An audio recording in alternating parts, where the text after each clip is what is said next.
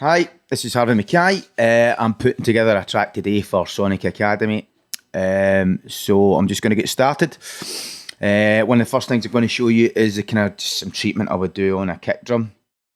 I use a lot of sampled kick drums and just treat them, and then put maybe one or two layers under them and stuff to thicken them up. So this is a kick I kind of like to use. Let's get this looped up first. Also, before we start, you always get on the master, get a limiter set up, turn the auto off and have it to just slightly under 9 o'clock there. A compressor as well. Obviously compressor goes before the limiter. Just a tad of ratio, and then I like to have a utility as well, just slightly before it, just so I can, separately from the compressor itself, just kind of control how much is going in very simply, and I've got a very quick visual point of reference for it. So I'm going to start the kick.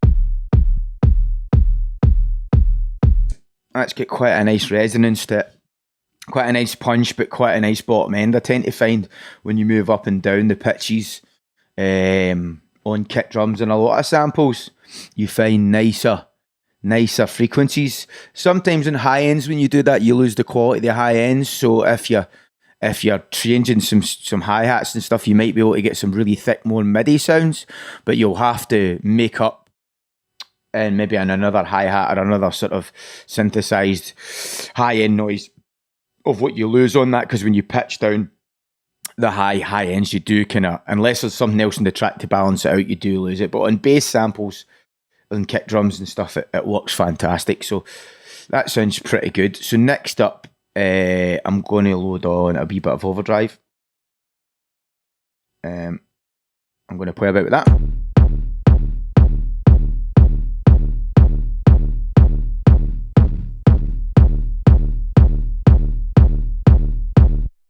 Sounds pretty good. Tiny bit of saturation to just bring up the kick drum a bit.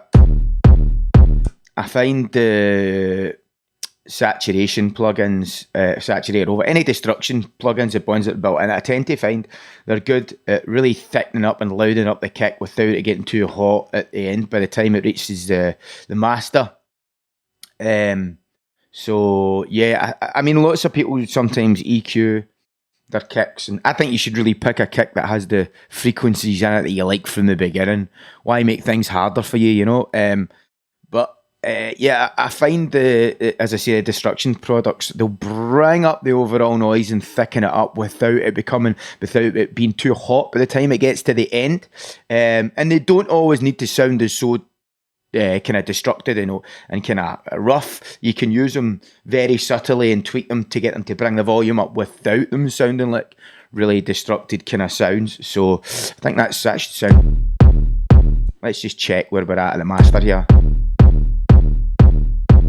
Yeah, that's pretty good. And what I'm going to do is I'm just going to load this one up here and the exact same, right?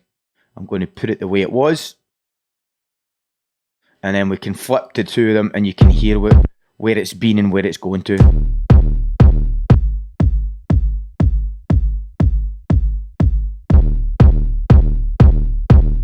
Sounds pretty different, so we'll delete that one that was just a duplicate to let you see.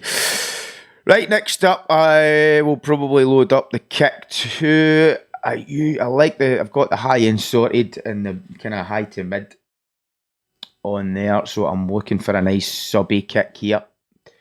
So I'm going to play about with this and try and layer something just thick over the bottom of it. Let's draw this in first.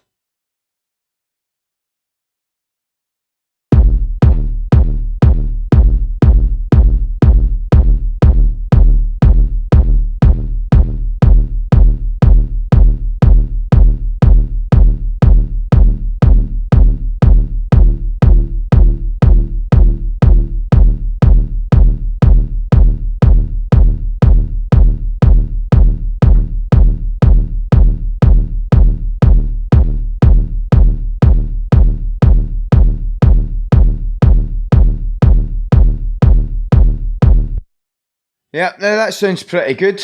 I'm quite happy with the way that is. Right, folk, get the speed up a wee bit so we've not got a drastic change. It's always good to have the speed you want to work at the beginning.